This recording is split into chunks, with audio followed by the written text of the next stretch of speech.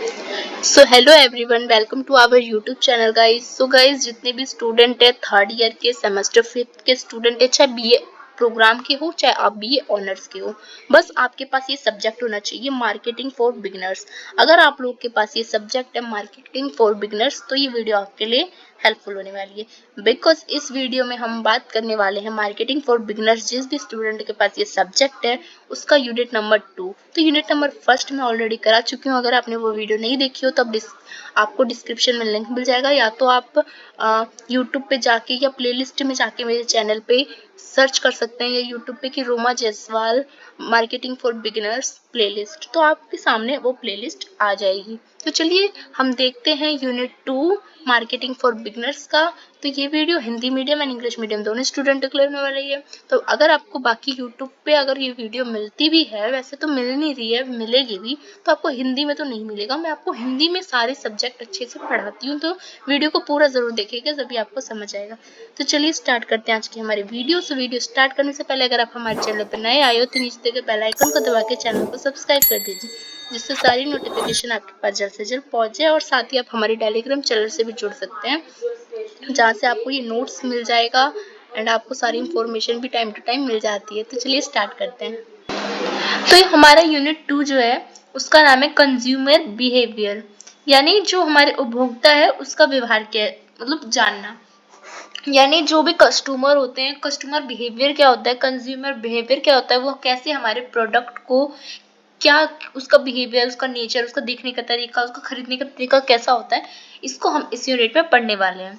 तो इसमें हमें पढ़ना है उपभोक्ता व्यवहार के अध्ययन, यानी need for studying consumer behaviour, stage in consumer buying decision process, यानी उपभोक्ता क्रय निर्णय प्रक्रिया के चरण क्या होते हैं, और factor influencing consumer buying decisions, यानी उपभोक्ता की क्रय निर्णय को कैसे प्रभावित करती है उपभोक्ता का व्यवहार। तो हमें पढ़ना है basically consumer behaviour unit number 2 में। तो चलिए देखते हैं। सबसे पहले हमें जानना है कि कंज्यूमर बिहेवियर यानी जो उपभोक्ता व्यवहार है वो होता क्या है।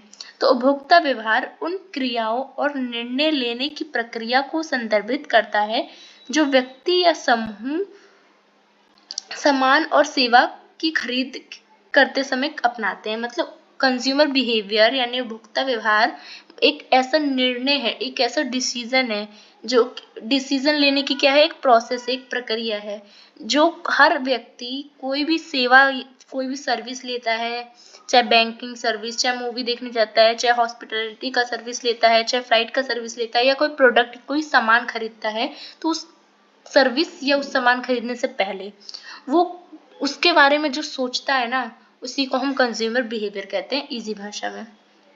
तो उपभोक्ता व्यवहार यानी कंज्यूमर बिहेवियर का अध्ययन करना व्यवसायों के लिए महत्वपूर्ण है। मतलब कंज्यूमर बिहेवियर का अध्ययन करना हम जितने भी बिजनेसमैन है उसके लिए, और बिजनेस के लिए हमें ज़रूरी है। हमें बिजनेस के लिए सबसे ज़रूरी ये है कि हमारा जो कस्टमर है उसका बिहेवियर क्या है हमारे प्रोडक्ट को लेके, क्योंकि इससे उन्हें यह समझने में मदद मिलती है कि जो उपभोक्ता है यानी जो कंज्यूमर है यानी कस्टमर जो है वो कैसे सोचते हैं। इससे हमें ये पता लगता है हमारे कस्टमर कैसे सोचते हैं, कैसा महसूस करते हैं, और खरीद निर्णय कैसे लेते हैं, कैसे वो सोचते हैं जब वो प्रोडक्ट खरीदने से पहले। तो ये हमें जानना बहुत ज़रूरी होता है। तो उपभोक्ता व्यवहार का विश्लेषण करके व्यवसाय अपनी मार्केटिंग रणनीति को अपने लक्षित ग्राहकों में विशिष्ट आवश्यकता और प्राथमिकता के अनुसार अनुकूल करती है। मतलब इस प्रक्रिया द्वारा हम क्या करते हैं, मार्केटिंग की रणनीति को और ज़्यादा फोकस करते हैं इस पे। लक्षित जो हमारे टारगेटिंग, जो हमारे कंज्यूमर्स होते हैं, ऑडियंस होते हैं, उसको हम टारगेट करते हैं और उसको प्रायोरिटीज देते हैं हम, और उनकी जो आवश्यकता होती है उसको जानते हैं हम उपभोक्ता व्यवहार से यानी कंज्यूमर बिहेवियर से। तो जानते हैं कि जो need for studying consumer behaviour, उपभोक्ता व्यवहार का अध्ययन करने की आवश्यकता क्यों है, क्यों हमें जो हमारे कस्टमर है उसका बिहेवियर जानने की ज़रूरत है। फर्स्ट है कि ग्राहक की आवश्यकताओं को समझना। पहला, इससे हमें ये फायदा होता है कि हम ग्राहक की जो नीड्स है उसको क्या कर सकते हैं, अंडरस्टैंड कर सकते हैं। तो उपभोक्ता व्यवहार का जो अध्ययन करते हैं हम, जो स्टडी करते हैं हम कंज्यूमर बिहेवियर का, उस वो करने से कंपनी यह पहचान सकती है, जो हमारी कंपनी होती है वो आइडेंटिफाई कर सकती है कि उपभोक्ता क्या चाहते हैं, मतलब हमारे कस्टमर क्या उनकी वांट है, क्या उनकी नीड्स है, ये हम जान सकते हैं, उनकी क्या ज़रूरत है, तो इसको हम जान सकते हैं। जो लक्षित बाजार की प्राथमिकताओं को जानकर कंपनी ऐसी उत्पादन बना सकती है जो उन जरूरत को बेहतर ढंग से कर सके। तो बाय नोइंग, तो जानने से हम अपने जो टारगेट जो मार्केट है हमारा, उसमें हम प्रेफरेंस दे सकते हैं अपनी कंपनीज के जरिए।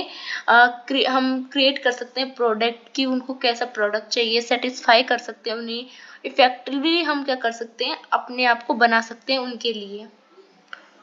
दूसरा, उत्पादक विकास और नवाचार, यानी प्रोडक्ट डेवलपमेंट एंड इनोवेशन। तो कंज्यूमर बिहेवियर से क्या होता है, हमें उत्पादन का विकास, मतलब अपने प्रोडक्ट का डेवलपमेंट करना और इनोवेशन करने में जल्दी से आसानी होती है। कैसे? जो हमारे उपभोक्ता की प्रेरणा और इच्छाओं को समझने से व्यवसाय उन उत्पादकों का विकास कर सकते हैं। मतलब हमारे जो कस्टमर है, उसकी वांट्स अगर हम जान लेंगे, उसकी नीड्स अगर हम जान लेंगे, तो हमें प्रोडक्ट में जो कमी हमें दिखेगी ना, उसको हम फिल कर सकते हैं, उसको डेवलप कर सकते हैं, जो उपभोक्ता की अपेक्षा के अनुरूप, जो बिल्कुल किसके हो, जो हमारा कस्टमर चाहता हो वही हम कर पाएंगे। यह नवाचार प्रतिस्पर्धात्मक लाभ की ओर भी ले जाता है, और ये कॉम्पिटिटर जो हमारे होते हैं, एडवांटेज भी होते हैं इससे। कंज्यूमर बिहेवियर से हम क्या कर सकते हैं, अपने कॉम्पिटिटर जो प्रोडक्ट है उससे हम डेवलप कर सकते हैं। जैसे कि किसी ने 10 रुपए का साबुन ने मतलब 9 रुपए का कर दिया, तो हम भी क्या करेंगे, डेवलप करके उसको 9 रुपए का करेंगे, क्योंकि कस्टमर बिहेवियर हमें जानना जरूरी है। क्योंकि कस्टमर लेने जाएगा, वो कहेगा अरे ये तो इतने दाम का बिक रहा है, यही साबुन इतने दाम का बिक रहा है, एक ही साबुन है और एक ही पर दाम इसका अलग अलग है। तो इसलिए हमें कंज्यूमर बिहेवियर जानना बहुत जरूरी होता है। तीसरा है विकल्प का मूल्यांकन, यानी मार्केटिंग स्ट्रेटेजी क्या होता है। तो मार्केटिंग स्ट्रेटेजी हमें मदद करती है कंज्यूमर बिहेवियर जानने में। उपभोक्ता विभिन्न विकल्पों की तुलना करते हैं। जो हमारे कंज्यूमर होते हैं वो क्या करते हैं, बहुत ज़्यादा तुलना करते हैं। जैसे कीमत की तुलना करते हैं, गुणवत्ता की तुलना करते हैं, विशेषता क्या है, मतलब कोई भी प्रोडक्ट है और वो प्रोडक्ट जरूरी थोड़ी है, जैसे साबुन है आप बना रहे हो तो दूसरी कंपनी भी बना रही होगी, बहुत सारे मार्केट में कॉम्पिटिटर है। तो जो हमारे कंज्यूमर्स होते हैं, हमारे जो कस्टमर होते हैं, वो प्राइस देखते हैं पहले, सबका सेम है कि नहीं है, फिर सबकी क्वालिटी देखते हैं कि कैसी है, और सब में क्या एडवांटेज है, क्या इफेक्ट कर रहा है उनको, ये चीज़ वो देखती है। तो इसलिए मार्केटिंग स्ट्रेटेजी हमें उनके अनुसार बनाना चाहिए। इसलिए हम पढ़ते हैं कि हम जान पाए अपने कस्टमर को कि वो कैसी कीमत पे खरीदना चाहते हैं, कैसी गुणवत्ता चाहते हैं और कैसी विशेषता चाहते हैं हमारे प्रोडक्ट में। वे प्रत्येक विकल्प के फायदे और नुकसान का वजन कर सकते हैं। इससे हम जान सकते हैं कि हमें किस चीज़ में फ़ायदा होगा, किस चीज़ में नुकसान होगा। अगर हमारा कस्टमर का बिहेवियर बहुत ज़्यादा मतलब अच्छा खासा है, मतलब पैसे खर्च करने वाले हैं, हमें पता लग जाएगा, तो हम महंगा प्रोडक्ट भेज सकते हैं क्वालिटी वाला। अगर हमें लगेगा कि क्वालिटी नहीं देख रहे, वो बस चीप प्राइस पे चाहते हैं, तो हम चीप प्राइस पे बेच सकते हैं। तो इसलिए हमें क्या करना होता है, स्ट्रेटेजी बनानी होती है मार्केटिंग की। ये हमारे कंज्यूमर बिहेवियर से हमें पता लग जाता है। चौथा है कंज्यूमर सेटिस्फेक्शन एंड रिटेंशन, यानी खरीद निर्णय। तो कंज्यूमर बिहेवियर से हमें ये भी पता लगता है कि खरीद निर्णय से कि कंज्यूमर बिहेवियर, हमारा जो हमारा कस्टमर है उसका बिहेवियर कैसा है। कैसे? विकल्प का मूल्यांकन करने के बाद उपभोक्ता एक निर्णय लेते हैं कि चयनित करते हैं उत्पादकों का और सेवा खरीदते हैं। इस चरण में सुविधा, ब्रांड प्रतिष्ठा और उपलब्ध छूट जैसी चीजों को प्रभावित किया जा सकता है। अगर हम मतलब जान ले अपने कस्टमर का बिहेवियर कि वो खरीदने वाला है, वो कैसे खरीदेगा, तो हम उसको कोई अच्छी सी क्या देख सकते हैं, कस्टमर को अच्छी सर्विस दे सकते हैं, लॉयल्टी दे सकते हैं कि इतने साल की गारंटी है। तो कस्टमर को हम बहुत सारे क्या कर सकते हैं, ऑफर दे सकते हैं, जिससे वो हमारे जो प्रोडक्ट है उसको खरीदे। पांचवा है कि खरीद के बाद व्यवहार, मतलब प्रीडिक्टिंग मार्केट ट्रेंड्स क्या होता है। तो प्रीडिक्टिंग मार्केट ट्रेंड्स जो होता है, इससे हमें कंज्यूमर बिहेवियर कैसे पता लगता है। खरीदी के बाद उपभोक्ता यह मूल्यांकन करते हैं कि क्या उत्पादक या सेवा उनकी अपेक्षा को पूरा करती है, और अगर संतुष्ट होते हैं तो वो दूसरे को भी बोलते हैं, हाँ ये प्रोडक्ट मैंने यूज करा है, ये सर्विस मैंने ली है, बहुत अच्छी है। तो दूसरा को भी वो क्या करते हैं, आपके प्रोडक्ट के बारे में बताते हैं और उसकी मार्केटिंग होती है। तो मतलब जो प्रीडिक्टिव मार्केट ट्रेंड्स होता है, ये हमारे कंज्यूमर बिहेवियर को बहुत इफेक्ट करता है कि अगर एक मतलब एक को अच्छा लगा, उसको अच्छा लगा तो वो दूसरे को भी क्या करेगा, बताएगा। अगर वो संतुष्ट हो जाएगा तो हमें पता लगेगा हमारा प्रोडक्ट से हमारा जो हमारा कस्टमर है वो एकदम सेटिस्फेक्शन, उसको क्या हो रहा है, एकदम मतलब संतुष्ट हो गया है, सेटिस्फाई हो गया है। अब देखते हैं हम कि दूसरा टॉपिक हमारा कि factor influencing consumer buying decisions, यानी उपभोक्ता के खरीद निर्णयों को प्रभावित करने वाले कारक क्या है। अब जो कंज्यूमर्स हैं, हमारे जो कस्टमर हैं, वो क्यों खरीदते हैं, उसको ऐसा कौन सा कारण है, ऐसा कौन सा डिसीजन है जिसके कारण वो हमारे प्रोडक्ट को खरीदते हैं। तो विभिन्न कारक होते हैं जो हमारे कस्टमर जो होते हैं, हमारे भुगता के खरीद निर्णय को प्रभावित करते हैं। इनमें से 4 मुख्य कारण होते हैं जिसको बांट के हम पढ़ेंगे। तो पहला होता है कल्चरल फैक्टर्स, यानी सांस्कृतिक कारक। जो संस्कृति, उप संस्कृति और सामाजिक वर्ग जो है वो जो हमारे कस्टमर है उसको प्राथमिकता और व्यवहार को आकार देता है। तो हमारा जो कस्टमर होता है सबसे पहले वो अपने कल्चर के हिसाब से ही कोई प्रोडक्ट खरीदने के बारे में सोचता है। तो सांस्कृतिक मापदंड और मूल्य ये प्रभावित करते हैं लोगों को खरीदने के लिए। तो इससे हमें पता लग जाता है कि हमारा प्रोडक्ट जो व्यक्ति खरीद रहा है उसका बिहेवियर कैसा है। तो हमें पता लग जाता है वो अपने सांस्कृतिक कारक मतलब एक कल्चर फैक्टर की ओर से वो खरीदेगा, वो ऐसी चीज खरीदेगा जो उसके कल्चर में हो। दूसरा है सोशल फैक्टर्स, यानी परिवार, मित्र और सामाजिक समूह जो है वो क्या करेगा, कस्टमर व्यवहार को आकार देने में महत्वपूर्ण भूमिका निभाता है। तो दूसरा कोई भी प्रोडक्ट खरीदने को अगर आप कोई प्रोडक्ट खरीद रहे हो तो आपको कौन से कारक प्रभाव कर रहे हैं सामाजिक कारक में। तो आपको आपकी फैमिली बहुत बता रही है या तो उस प्रोडक्ट के बारे में, या तो आपका दोस्त बता रहा है यार ये प्रोडक्ट मैंने लिया या ये चीज़ मैंने खाई बहुत अच्छी है तो भी यूज़ कर। तो मतलब एक क्या ये हो गया, मतलब आपको कोई आपका आसपास का लोग बता रहा हो ना, मतलब वो हो जाएगा सोशल फैक्टर के अंतर्गत, उससे इन्फ्लुएंस होकर आप वो चीज़ को खरीद रहे हो। तो ये हो जाएगा आपका सामाजिक कारक। तीसरा है पर्सनल फैक्टर्स, एक होती है व्यक्तिगत कारक। ये क्या होते हैं व्यक्तिगत कारक, जैसे आयु, व्यवसाय, जीवन शैली और आर्थिक स्थिति उपभोक्ता विकल्पों का चयन करते हैं। उदाहरण के लिए युवा जो होते हैं वो क्या करते हैं पेशेवर सुविधा को प्राथमिकता देते हैं, जबकि सेवानिवृत्ति लोग क्या करते हैं स्वास्थ्य और आराम पे ध्यान देते हैं। मतलब एक पर्सनल फैक्टर ये होता है कि किसी प्रोडक्ट खरीदने का, अब अभी हम क्या करते हैं, हम कोई भी प्रोडक्ट खरीद लेते हैं, उतना हम उसको इतना वो नहीं देते, प्राथमिकता नहीं देते, प्रायोरिटी नहीं देते। बट जो अगर सेना के व्यक्ति हो, चाहे कोई स्पोर्ट्समैन हो, अगर वो शूज़ भी लेने जाएगा तो वो क्या करेगा, स्पोर्ट्स शूज़ लेगा। और कोई सेना या कोई स्पोर्ट व्यक्ति है तो वो ऐसी कोई चीज़ नहीं खाएगा जिससे उसकी हेल्थ पे नुकसान पड़े। तो ये अपने पर्सनल फैक्टर के अंदर आ जाता है। चौथा है साइकोलॉजिकल फैक्टर। साइकोलॉजिकल फैक्टर के अंतर्गत आता है कि मनोवैज्ञानिक कारक जैसे प्रेरणा, धारणा, विश्वास, दृष्टिकोण ये सब आ जाते हैं।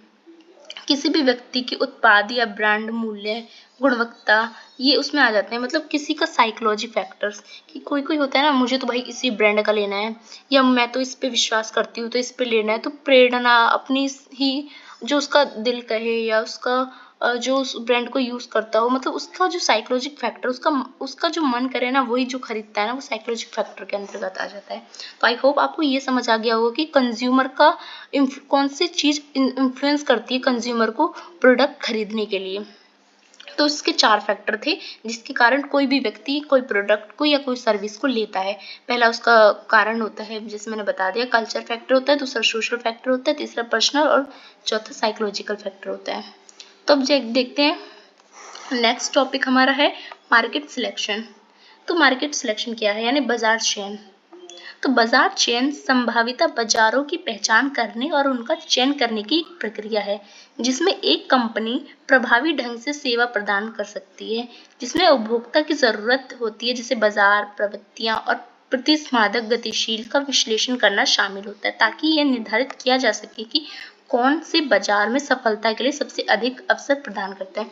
तो बाजार चयन ये होता है कि अगर आपको कोई भी कंपनी खोलनी हो, कोई भी प्रोडक्ट लॉन्च करना हो, कोई भी सर्विस देनी हो, तो आप बाजार चयन कैसे करोगे। आप इस बाजार चयन से आपको ये पता लगता है कि आप ये पढ़ते हो तो आपको ये पता लगता है कि हमारे कंज्यूमर बिहेवियर क्या होता है, कंज्यूमर कैसे कस्टमर प्रोडक्ट को खरीदते हैं, बाजार कैसा है, बाजार में जो प्रोडक्ट हम लॉन्च कर रहे हैं उसमें कितना कंपटीशन है, या जो हम प्रोडक्ट यूज अपन बेचेंगे वो चलेगा या ना चलेगा। तो ये सब कैसे पता लगता है, हम जब मार्केट सिलेक्शन पढ़ते हैं इस कारण। मार्केट सिलेक्शन में हम सबसे पहले बाजार विभाजन में हम पढ़ेंगे बाजार विभाजन की अवधारणा और आधार क्या है। तो बाजार विभाजन एक व्यापक बाजार को छोटे समूह या उपभोक्ता खंडों में विभाजित करता है। तो बड़े बाजार को एक छोटे छोटे टुकड़ों में विभाजित करके बताता है, जिनसे जरूरतें, विशेषताएं और व्यवहार सामान होते हैं। जिसमें क्या करते हैं हम कंज्यूमर की बिहेवियर जानते हैं, उनकी विशेषता, उनका व्यवहार बिहेवियर कैसा है, इसको हम पढ़ते हैं किसके अंतर्गत, बाजार चयन के अंतर्गत, यानी मार्केट सिलेक्शन के अंतर्गत। बाजार को विभाजित करके व्यवसाय अपनी उत्पादकता और मार्केटिंग के प्रयासों को प्रत्येक समूह की विशेषताओं के अनुसार अनुकूलित कर सकते हैं। अगर हम जान जाए कि हमारे जो प्रोडक्ट है वो मार्केट में कैसा काम करेगा, उसकी आवश्यकता किस किस लोग को है, कहाँ कहाँ हमें ये डालना है और जिससे हम बेचेंगे उसका बिहेवियर कैसा है, तो हम इस चीज़ हम अपने प्रोडक्ट को अच्छा क्या कर सकते हैं, अच्छा खासा बढ़ा सकते हैं। तो उपभोक्ता बाजार को विभाजित करने के मुख्य आधार कौन कौन से हम जानते हैं, यानी कंज्यूमर जो हमारा की बेस क्या है, जो कंज्यूमर मार्केट होता है उसका। तो सबसे पहले है डेमोग्राफिक। तो जो हमारा जनसंख्या की विभाजन है, तो हमारा जो जनसंख्या की विभाजन है, यानी बाजार को हम कैसे करते हैं नियंत्रण, मतलब जो उपभोक्ता बाजार को विभाजित कैसे करते हैं, मतलब जो कस्टमर होते हैं उसको हम कैसे बांटते हैं। तो सबसे पहले हम जनसंख्या के अनुसार बांटते हैं कि बाजार को आयु के हिसाब से बांटते हैं, लिंग के हिसाब से बांटते हैं, आय के हिसाब से बांटते हैं और शिक्षा और व्यवसाय जैसे कारण जो चर होते हैं उसके आधार पर बांटते हैं। मतलब अब हम अपना प्रोडक्ट लॉन्च कर रहे हैं, अपने कस्टमर को कैसे बांटते हैं, हम अपने कस्टमर को हम बांटते हैं कि उसकी एज क्या है, उसके हिसाब से हम अपना, जैसे हमारे कपड़ा का मान लो कोई ब्रांड है तो एज के हिसाब से, या कोई ब्यूटी प्रोडक्ट है तो वो कोई प्रोडक्ट बनाएगा तो कैसे बनाएगा, बच्चों के लिए बनाएगा, जैसे जॉनसन्स बेबी आते हैं तो बड़ों के लिए बड़ों का फेस वॉश डाल देगा। वैसे लिंग के आधार पे लड़कियों के लिए क्रीम अलग, एक ही, जैसे कि लड़कियों के लिए एक ही क्रीम अलग और लड़कों के लिए फेस वॉश अलग होता है। आय के हिसाब से बनाएगा, आयु के मतलब कि हमारा कस्टमर अमीर है तो थोड़ा ब्रांड में प्रो डाल देगा, जैसे कि आईफोन प्रो वगैरह। तो अपने शिक्षा के अनुसार पढ़ा लिखा है कि नहीं है उसके अनुसार अपने प्रोडक्ट लॉन्च करेगा। तो ये सब कारक होते हैं हमारे जो कस्टमर होते हैं उसको बांटने का, जिससे हम जो हमारे टारगेट, हमारे जो कस्टमर है उसको पहचान सके। और हम अगर बांट के अपने प्रोडक्ट हम बेचते हैं ना, तो इससे हमें पता लग जाता है हमारे कौन से प्रोडक्ट बिक रहे हैं, मतलब आयु के हिसाब से बिक रहे हैं, लिंग के हिसाब से बिक रहे हैं, आय के हिसाब से बिक रहे हैं कि शिक्षा के हिसाब से बिक रहे हैं। और जिसके हिसाब से बिके तो हमें पता लग जाता है फिर हमारी ऑडियंस कैसी है, हमारी कस्टमर कैसे हैं, और फिर हम उसी चीज़ पे फोकस करते हैं और हमारा जो बिजनेस है वो बहुत ज़्यादा सक्सेसफुल हो जाता है। सेकेंड है कि मनोवैज्ञानिक विभाजन। मनोवैज्ञानिक विभाजन कैसे होता है, तो बाजार को जीवन शैली, व्यक्तिगत लक्षण, मूल्य और रुचियों के आधार पर विभाजित करा जाता है। तो मनोवैज्ञानिक कारण से बाजार को कैसे बांटते हैं, तो बाजार को बांटते हैं मनोवैज्ञानिक कारण से कि बाजार की शैली क्या है, व्यक्ति के लक्षण क्या है, उसके मूल्य क्या है, नैतिकता या कैसे है, तो उसके आधार पर हम क्या करते हैं, अपने प्रोडक्ट को लॉन्च करते हैं। उदाहरण के लिए फिटनेस ब्रांड जो होता है वो किसको मतलब एडवर्टाइजमेंट करता है, तो किसके पास करता है, जो अपने हेल्थ को लेके बहुत ज्यादा कॉन्शियस हो। तो हेल्थ कॉन्शियस जो होते हैं कंज्यूमर्स, उसी के पास क्या करता है, वो अपने जो फिटनेस ब्रांड है उसको टारगेट ऑडियंस मानता है। जबकि पर्यावरण के अनुकूल ब्रांड जो होता है, जो एनवायरनमेंट के जो अनुकूल होता है, तो वो क्या करते हैं, वो व्यक्ति को आकर्षित करते हैं किसकी ओर, पर्यावरण की ओर, और बहुत ज्यादा क्या करते हैं, बहुत ज्यादा व्यक्ति को बताते हैं एनवायरनमेंट के बारे में। तो सबका एक होता है कि मूल्य के मतलब हिसाब से व्यक्ति के लक्षण कैसे हैं, इसके हिसाब से भी हम क्या कर सकते हैं, मार्केट को और अपनी ऑडियंस जो अपने कस्टमर है उसको बांट सकते हैं।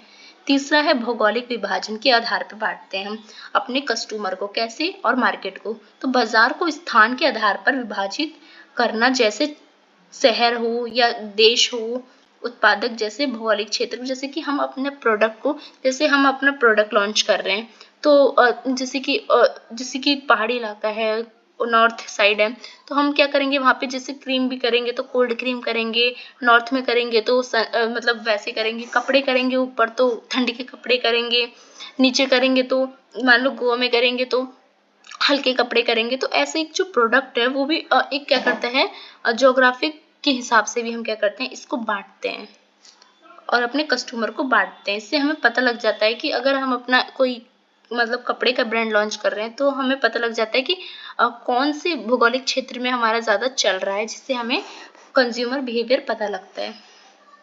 उसके बाद व्यवहारात्मक विभाजन यानी बिहेवियर के हिसाब से भी हम इसे बांटते हैं मार्केट को और अपने कस्टमर को। कैसे?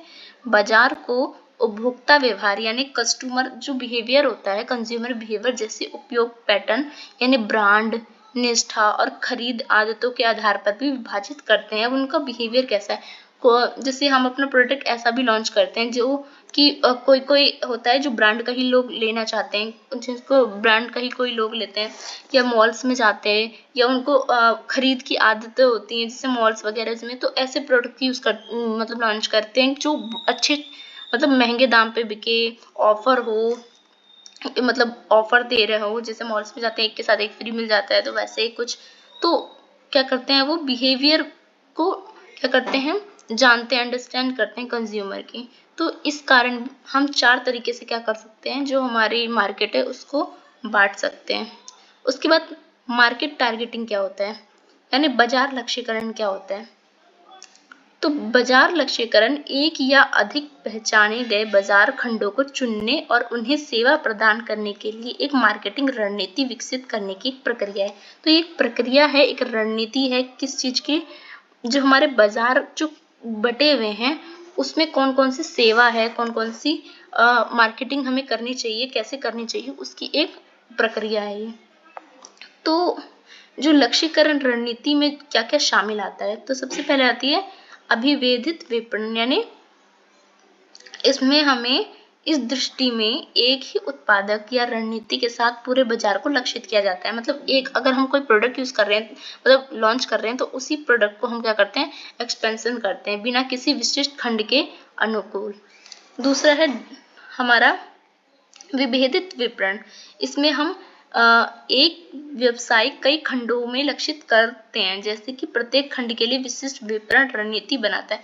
जैसे कि एक वाले में हम करते हैं, जैसे कि अर्बन कंपनी आपने देखा होगा शुरू हुई थी तो होम सर्विस देती है बट सफाई से, तो अब देखो पेंट भी करती है, वो ब्यूटी का भी घर पे आके देती है। तो ऐसे बहुत से सर्विस है, उससे हम कह सकते हैं विभेदित विपणन। और तीसरा है केंद्रित विपणन। ये होता है इनमें एक ही बाजार खंड पर ध्यान देना शामिल होता है, जिसमें कंपनी उस समूह को विशिष्ट जरूरतों को पूरा करती है। तो जो ये वाला जो स्टार्टअप है, ये वाला जो बिजनेस है, वो अक्सर रणनीति उपयोग मतलब जब कम प्रोडक्ट होता है लोग के पास तब ये चीज करते हैं, केंद्रित विपणन। तो अब जानेंगे हम प्रोडक्ट पोजीशनिंग कॉन्सेप्ट एंड वेस, यानी यानी उत्पाद स्थिति की अवधारणा और आधार। उत्पादक स्थिति यह बताती है कि किसी भी उत्पादक का यानी प्रोडक्ट का को जो हमारा कस्टमर है उसके द्वारा बाजार में प्रतिस्पर्धा, जो कॉम्पिटिटर हमारा जो प्रोडक्ट है उसकी तुलना में कैसा देखा जाता है। मतलब इससे हमें ये पता लगता है कि हमारा जो प्रोडक्ट है वैसा प्रोडक्ट तो और है मार्केट में, मतलब हमारे प्रोडक्ट जैसा जो हमारा कॉम्पिटिटर प्रोडक्ट है उस प्रोडक्ट को हमारा ही कस्टमर कैसे देखती है, किस नजरिए से देखती है, वही उसी का मतलब होता है प्रोडक्ट पोजीशनिंग। तो प्रभावी स्थिति एक विशिष्ट छवि या पहचान बनाने में मदद करती है, जो लक्षित जो हमारे टारगेट जो हमारे ऑडियंस होते हैं उसके दिमाग में एक जगह बनाती है हमारे लिए। तो स्थिति के आधार कुछ इस प्रकार है।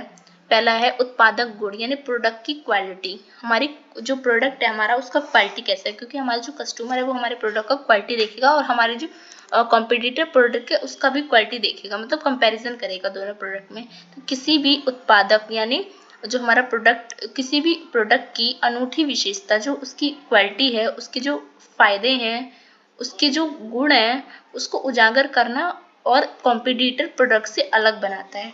तो ये क्या होता है क्वालिटी प्रोडक्ट बनाने से का मतलब हमारा जो प्रोडक्ट है वो हमारे कॉम्पिटिटिव प्रोडक्ट से क्या होना चाहिए, अलग होना चाहिए, उससे ज़्यादा फायदेमंद होना चाहिए, उससे ज़्यादा लोगों को इफेक्ट करना चाहिए। उदाहरण के लिए एक स्मार्टफोन ब्रांड है, उस अपने बेहतरीन कैमरा और गुणवत्ता के लिए खुद को स्थिति दे सकता है।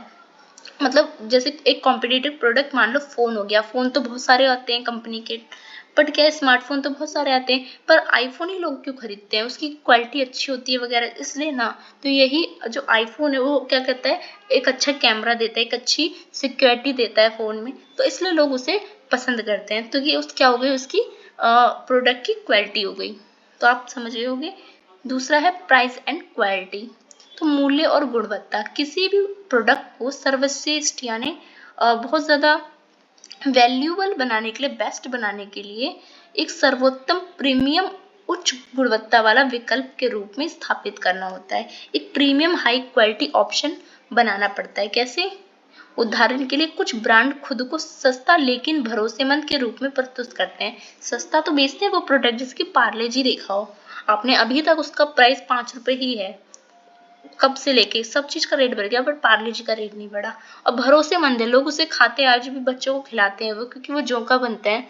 तो ऐसे बहुत सारे प्रोडक्ट हैं जो अभी भी अपना रेट नहीं बढ़ाते हैं और भरोसेमंद, अपने आप को भरोसेमंद कंपनी के रूप में अभी भी दिखाते हैं। तो जबकि अन्य विलासिता और विशिष्टता पर ध्यान देते हैं। तो अन्य ऐसी कंपनी है जो क्या करती है, ज्यादा क्वालिटी बढ़ाती है अपनी, ज्यादा वो करती है, बहुत ज्यादा शो करती है और प्राइस भी बढ़ाती रहती है। अब दूसरा है उपभोग का अवसर, यानी उपयोग अवसर, यानी किसी भी जो प्रोडक्ट है उसको विशिष्ट स्थिति या अवसर से जोड़ना। मतलब किसी भी यूजेस, जो हमारा ओकेशंस होता है, मतलब किस, जैसे हमारा कोई मान लो शीतल जल मतलब पानी का प्रचार है, तो उसको हम किसी स्पोर्ट जो जगह है या कोई इवेंट हो रहा है, तो वहां पे हम उसका प्रचार कर सकते हैं, एडवर्टाइज कर सकते हैं, क्योंकि वहां पे लोग लेंगे, क्योंकि स्पोर्ट में पानी की जरूरत होगी। या ऐसा कोई हमारा प्रोडक्ट जो हम किसी भी समारोह में या किसी भी इवेंट्स में उसका एडवर्टाइजमेंट कर सकते हैं, उसी को कहते हैं यूजेस ऑक्यूपेड। तो नेक्स्ट है कॉम्पिटिटर कंपैरिजन, यानी प्रतिस्पर्धी तुलना, यानी सीधे तौर पर उत्पादक यानी प्रोडक्ट की तुलना हम कॉम्पिटिटर प्रोडक्ट से करते हैं। ये हम बताते हैं कि क्यों ये प्रोडक्ट हमारा बेहतर है उस प्रोडक्ट से। मतलब इसमें सीधी सीधी बात करते हैं, हम अपने प्रोडक्ट को दूसरे प्रोडक्ट से बेहतर बताते हैं अपने एडवर्टाइजमेंट में, और बताते हैं कि क्यों उस प्रोडक्ट से बेहतर हमारा प्रोडक्ट है। इससे बेहतर सुविधा और प्रदर्शन या मूल्य लाभ से उजागर कर सकते हैं। हम अच्छी क्वालिटी देके, अच्छा प्रदर्शन करके, या अच्छा एडवर्टाइजमेंट देके, या अच्छे लो करके, प्राइस करके हम इसको उजागर करके लोगों तक पहुंचा सकते हैं, अपने कस्टमर तक। तो निष्कर्ष के तौर पर अगर मैं बताऊं तो अंत में जो उपभोक्ता व्यवहार है, यानी जो कंज्यूमर बिहेवियर है, उसको समझना, प्रभावी विपणन रणनीति एक बहुत क्या है, एक क्या है, बहुत ज्यादा एक विकसित रणनीति है।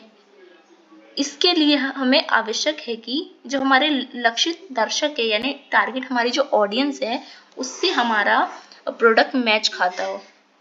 खरीद निर्णय प्रक्रिया जो होती है उसके चरण और उन कारकों का विश्लेषण करके हम जो खरीद व्यवहार होता है, यानी जो खरीदने वाले व्यक्ति होता है उसका व्यवहार होता है, उसको हम प्रभावित कर सकते हैं। जब हम अब जान जाएंगे कि हमारा सामने वाला यानी हमारा कस्टमर कैसा बिहेवियर रखता है, किस बिहेवियर से उस प्रोडक्ट को खरीदता है, अगर हम जान लेंगे तो हम भी अपना प्रोडक्ट उसी तरीके से बनाएंगे जिससे वो हमारे प्रोडक्ट को खरीदे। तो कंपनी यह तय कर सकती है कि बाजार का विभाजन कैसे करना है। तो हम इससे कंज्यूमर बिहेवियर से हम ये पता लगा सकते हैं कि हमारा जो कंज्यूमर है उसका बिहेवियर क्या है, वो किस एरिया से आ रहा है, क्या कल्चर को लेके प्रोडक्ट ले रहा है, किस तरीके से प्रोडक्ट ले रहा है, किसी से इन्फ्लुएंस होकर ले रहा है। तो इससे हम क्या कर सकते हैं, अपने ऑडियंस को और अपने मार्केट को बांट सकते हैं अलग अलग भागों में। सही उपभोक्ता यानी सही जो कंज्यूमर है हमारा, वो लक्षित कर सकते हैं। मतलब एक हमारी जो सही में ऑडियंस है ना, जो हमारे खरीदेगी प्रोडक्ट, उसको हम छांट सकते हैं इन बड़े से मार्केट में, ये कंज्यूमर बिहेवियर के जरिए, और उनको अपने जो प्रोडक्ट है उसको प्रभावी ढंग से उन्हें दे सकते हैं। आप देखिए, ज्यादा व्यक्ति को प्रोडक्ट ज्यादा व्यक्ति के बीच में लॉन्च करो पर वो खरीदेंगे नहीं, तो फायदा क्या। इसलिए हम कंज्यूमर बिहेवियर जान के हम उसी एरिया में अपना प्रोडक्ट क्यों ना बेचें जहां वो ले। तो बाजार विभाजन और लक्ष्यीकरण और स्थिति बाजार चयन जो है वो एक महत्वपूर्ण घटक है कंज्यूमर बिहेवियर को जानने का। जो व्यवसाय जो बिजनेस है उसमें अपनी पेशकों को अपनी जो हमारा जो प्रोडक्ट है उसको एक अच्छी आवश्यकता और प्राथमिकता के रूप में दे सकते हैं। मतलब जो हमारा कस्टमर है उसकी वो प्रायोरिटी हो इसके रूप में हम उसे पेश कर सकते हैं कंज्यूमर बिहेवियर के अंतर्गत। मतलब उसका हमारे कस्टमर का बिहेवियर जान के हम उनकी आवश्यकता, उनकी नीड्स और अपने टारगेट ऑडियंस को ढूंढ सकते हैं, जिससे हम अपने जो बिजनेस है उसको बढ़ा सकते हैं। तो आई होप ये वीडियो आपको समझ आई हो। तो वीडियो अगर आपको अच्छी लगी हो तो वीडियो को लाइक ज़रूर कीजिएगा, अपने कॉलेज ग्रुप में वीडियो को शेयर ज़रूर कीजिएगा और वीडियो कैसी लगी कमेंट सेक्शन में ज़रूर बताइएगा। सो धन्यवाद।